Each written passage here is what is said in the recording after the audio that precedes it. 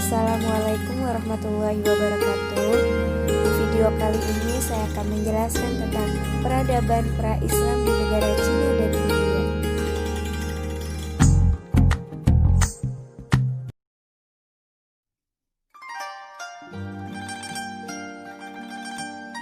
Tiongkok merupakan salah satu pusat peradaban tertua di dunia. Negeri ini merupakan salah satu negeri terluas di dunia yang terletak di wilayah Asia Timur Jauh. Nama Tiongkok sendiri merupakan nama sebutan pada masa klasik bagi negeri Cina yang digunakan oleh dinasti-dinasti yang silih berganti berkuasa di Cina. Daratan Cina untuk pertama kalinya dipersatukan oleh Kaisar Shi Huangdi pada masa kekaisaran dinasti Qin. Pada masa klasik, negeri Cina merupakan negara yang maju dan berbudaya. Terlebih lagi, ketika pada masa kejayaannya pada era kekaisaran dinasti Tang, yaitu pada tahun 618 sampai 719 Masehi.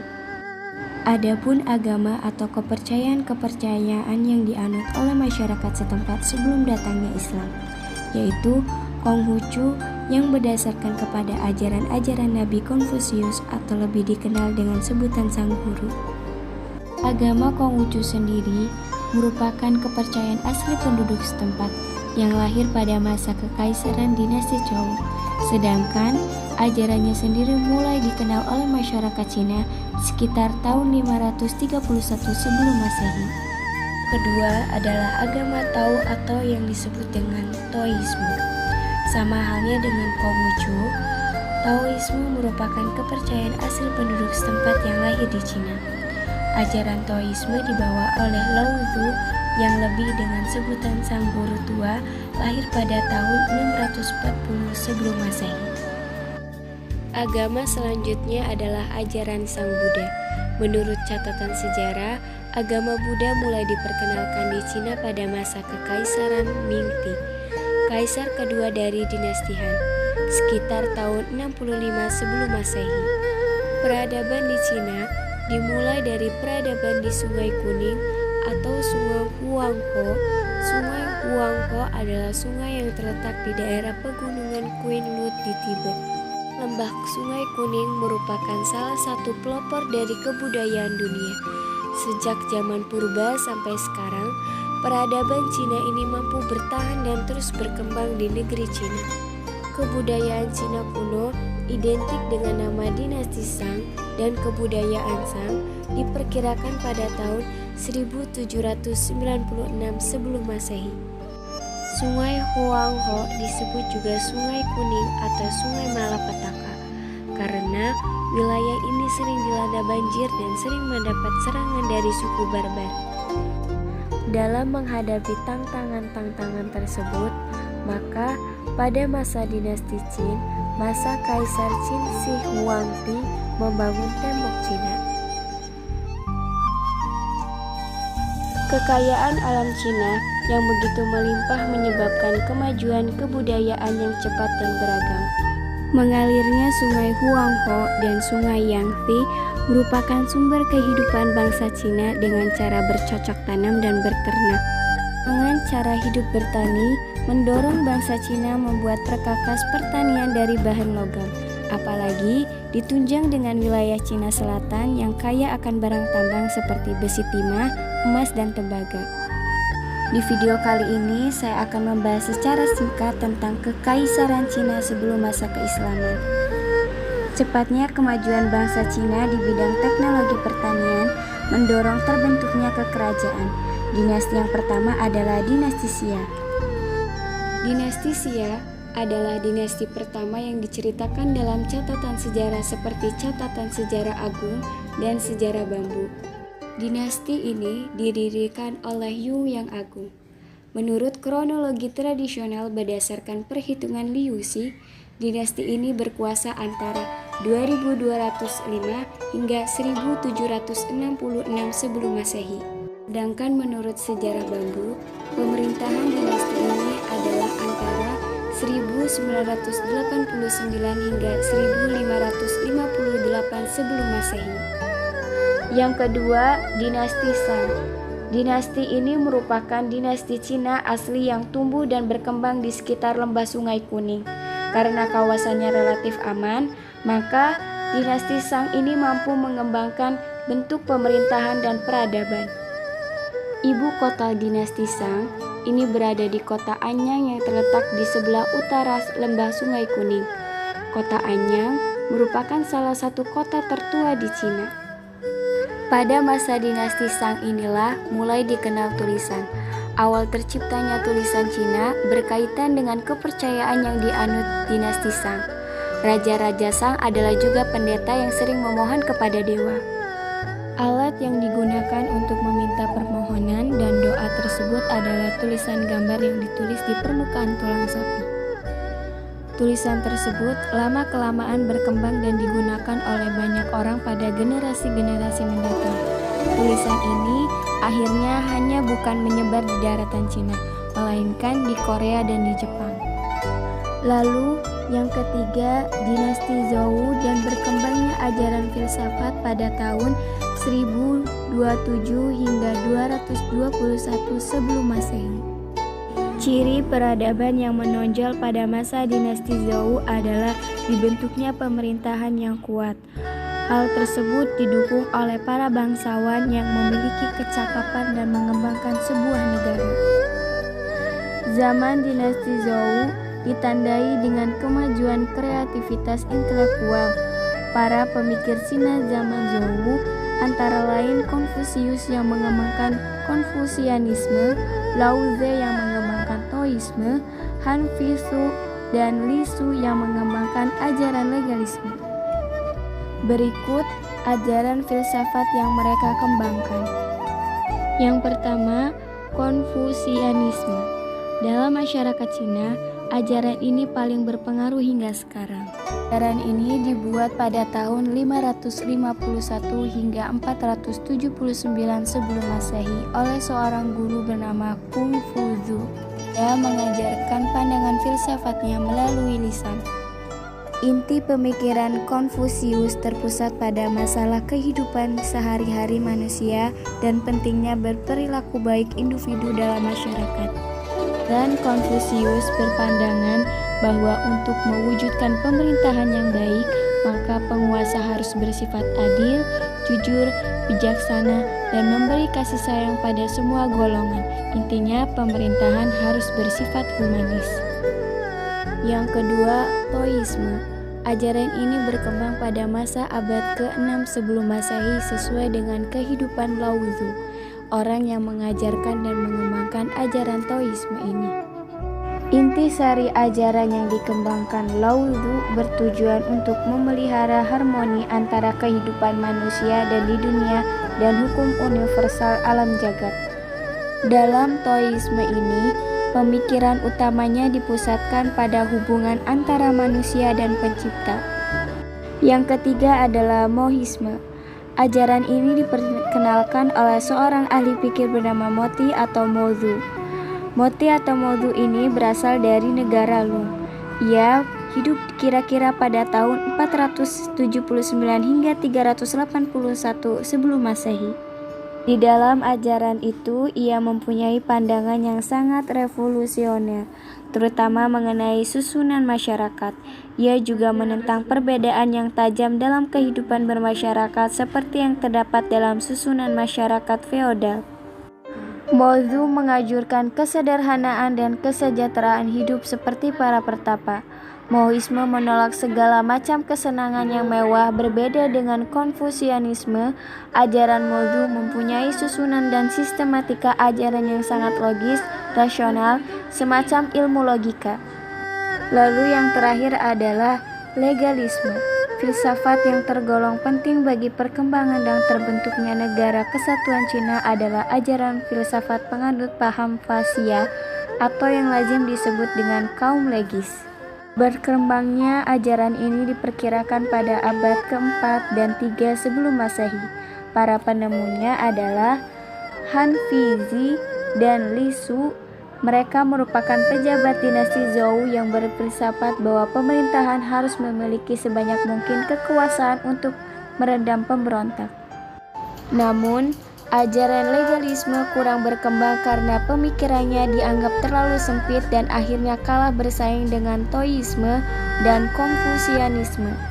Setelah dinasti Zhou berlanjut kepada dinasti Qin. Dinasti Qin berhasil menyatukan Tiongkok yang terpecah menjadi beberapa kerajaan pada periode negara perang melalui serangkai penaklukan terhadap kerajaan-kerajaan lain. Dengan penaklukan terakhir adalah terhadap kerajaan Qin pada sekitar tahun 221 sebelum Masehi. Dinasti ini terkenal mengawali pembangunan tembok besar Tiongkok yang belakangan diselesaikan oleh dinasti Ming serta peninggalan terakota di makam Qin Shi Huang. Lalu yang kelima, dinasti Han. Dinasti Han didirikan oleh Liu Bang, seorang petani yang memimpin pemberontakan rakyat dan meruntuhkan dinasti sebelumnya, yaitu dinasti Qin pada tahun 206 sebelum Masehi. Zaman kekuasaan dinasti Han terbagi menjadi dua periode, yaitu dinasti Han Barat dan dinasti Han Timur, yang dipisahkan oleh periode pendek dinasti Qin. Jenderal Ban Chou dari dinasti Han bahkan memperluas penaklukannya melintasi pegunungan Pamir sampai ke Laut Kaspia. Kedutaan pertama dari Kekaisaran Romawi tercatat pada sumber-sumber Tiongkok pertama kali dibuka melalui jalur laut pada tahun 166 dan yang kedua pada tahun 284. Yang keenam, zaman tiga negara.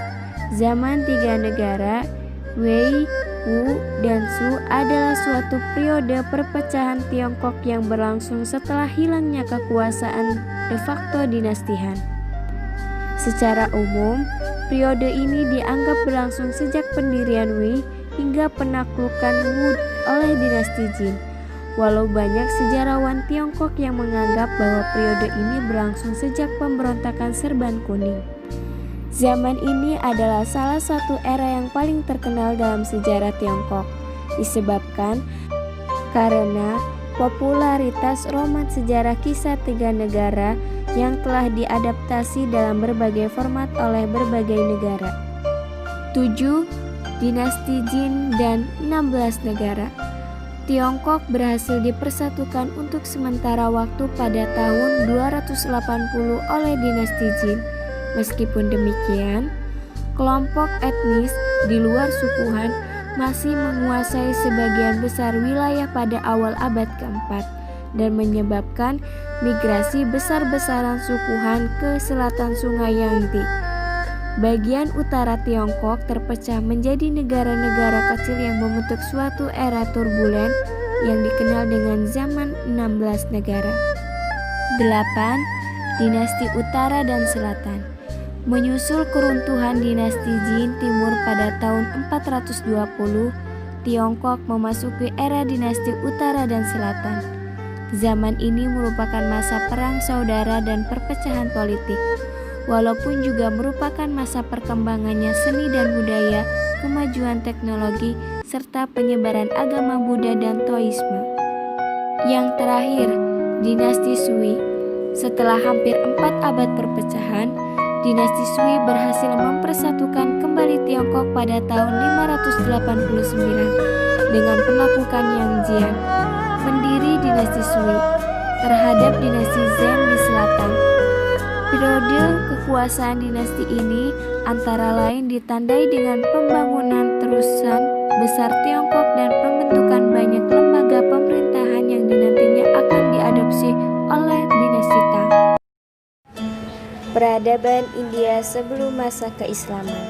Nama India itu merupakan nama baru yang disebut dalam ejaan orang Barat. Aslinya adalah Hind, terambil dari kata sungai Sindhu, salah satu sungai besar yang ada di India. Dari kata tersebut kemudian menjadi Hindustan. Nama India juga berasal dari kata Sind, diambil dari nama penguasa dahulu di India yaitu anak dari Nabi Nuh yang menguasai lebih dari dibandingkan dengan saudaranya yang lain yaitu Hind dan Bang. India merupakan suatu wilayah yang besar dan luas yang terletak di sebelah selatan benua Asia. India memiliki kekayaan alam dan memiliki nilai kebudayaan yang tinggi. sehingga dikenal oleh berbagai bangsa sejak beribu tahun yang lalu. Berdasarkan penelitian antropologis, pendukung kebudayaan India adalah bangsa Dravida. Kira-kira 3000 sebelum Masehi, bangsa Dravida masuk ke India melalui Celah Khyber. Mereka menetap sekitar aliran Sungai Gangga dan Yamuna.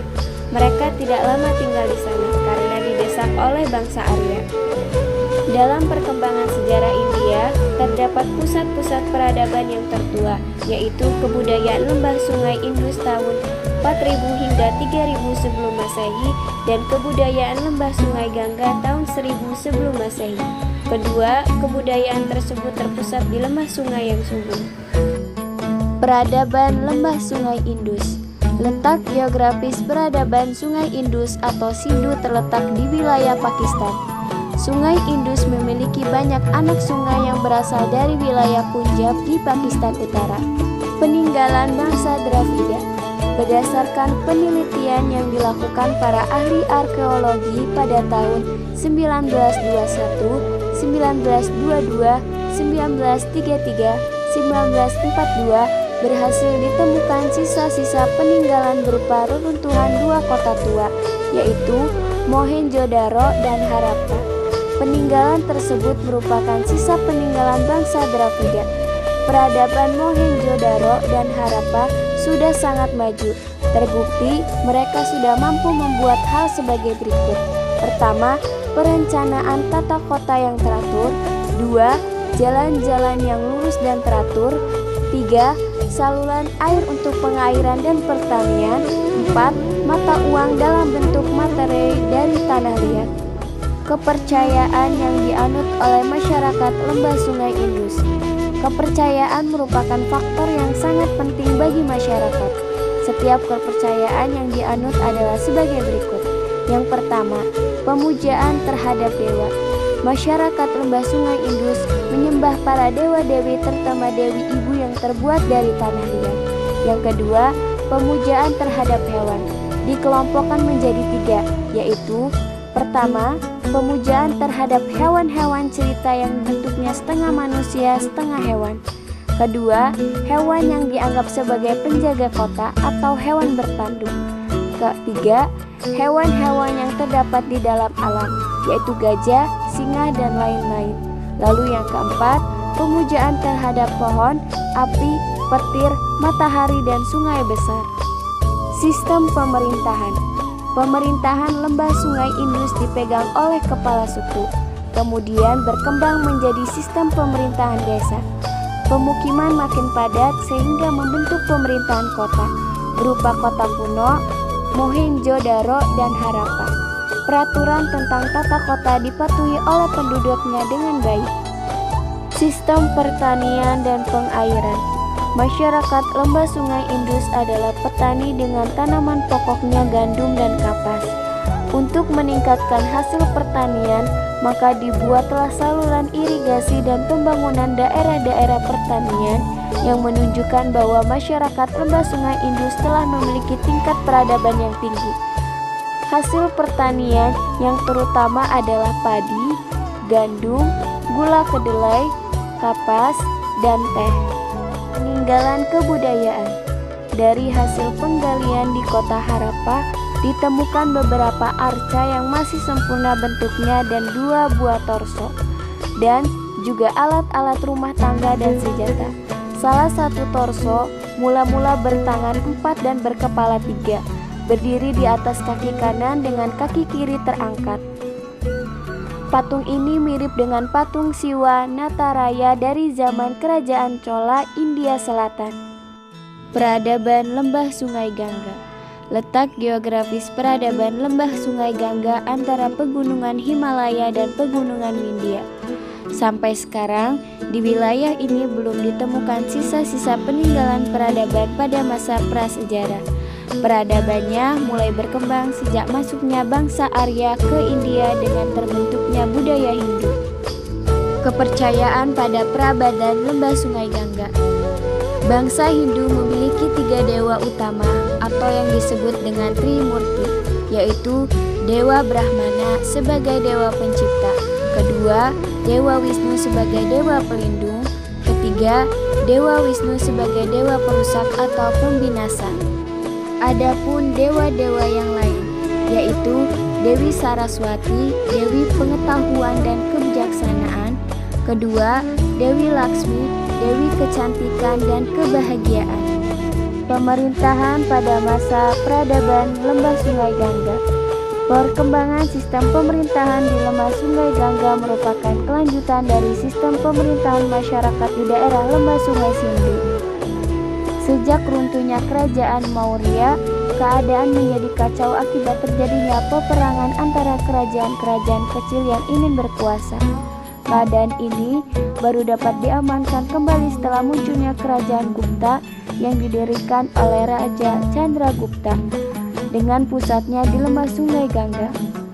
Menurut catatan sejarah, kerajaan Gupta yang didirikan oleh Raja Chandragupta melahirkan penguasa India yang sangat kuat, yaitu Asoka yang merupakan anak dari Raja Bindusara dan Dewi Dharma. Asoka lahir pada tahun 304 sebelum Masehi saat kakeknya Chandragupta Maurya masih hidup, dan lahir di lingkungan istana membuatnya pandai dalam bidang ilmu pengetahuan berburu serta berperang yang membuatnya sangat disayangi oleh sang kakek.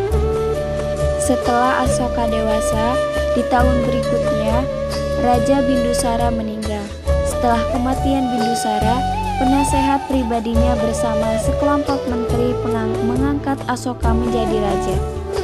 Setelah diangkatnya menjadi raja, Asoka menaklukkan beberapa wilayah termasuk Kalinga agar tunduk di bawah kekuasaannya. Ternyata jalannya memperluas wilayah kekuasaan itu tidak berjalan mulus. Sejarawan meyakini salah satu saudara Asoka yang memberontak melarikan diri ke Kalinga dan memimpin pemberontakan di sana. Raja Asoka tidak tinggal diam. Dia memimpin pasukan menumpas pemberontakan di Kalinga. Setelah kembali ke Pataliputra, Asoka dihantui rasa bersalah akibat peperangan yang terjadi di Kalinga. Tidak tahan melihat kekejaman suaminya, Devi memilih pergi meninggalkan Asoka. Sepeninggalan istrinya, Asoka pergi dari istana dan mulai mengembara. Kemudian, ia bertemu dengan dua orang Brahmana bernama Radha-Swami dan Manjusri. Kedua Brahmana itu membimbingnya belajar agama Buddha. Setelah memeluk ajaran Buddha, Asoka menyebarkan ajarannya sampai ke kerajaan Roma dan Mesir kuno. Sejak memeluk agama Buddha, Asoka membangun ribuan candi dan vihara sebagai tempat ibadah untuk para pengikutnya.